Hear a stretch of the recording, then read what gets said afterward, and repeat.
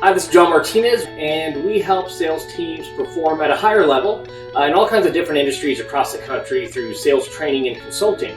And one of the reasons we're pulled in is because no matter what the business owner does, or the VP of sales, or the sales manager, they're just having a lot of trouble getting that incremental positive improvement.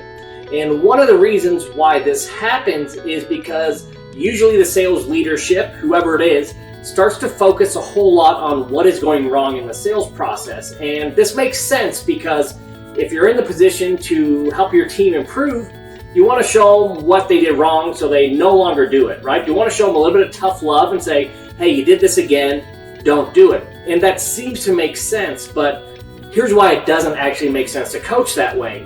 When you always harp on a salesperson, when you spend too much time telling them what they did wrong and what not to do, this takes away their ability to fail. It takes away their permission to fail. They don't feel safe doing anything in which they might fail or do something wrong. So they stop doing anything new. They stop improving altogether. The way you could think about it is this. Imagine you have a child. You might have a child. You might have already been through this process. But imagine, if you don't, that you have a kid and you're teaching him to ride the bike.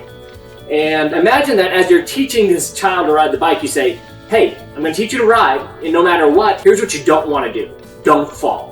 Don't fall off the bike. You're going to be in big trouble if you fall off.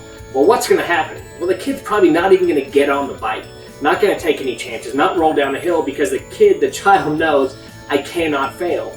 So this should make you recognize that failure is actually, it's a required piece of improvement. You have to fail. And when you spend too much time telling your salespeople they cannot fail, it takes away any chance for them to improve at all. So if you want to be better at coaching, just let your salespeople know that it is okay to fail. What is not okay, what's not acceptable, is not trying, not getting up on that bike, not pedaling for the first time, not letting yourself make a mistake.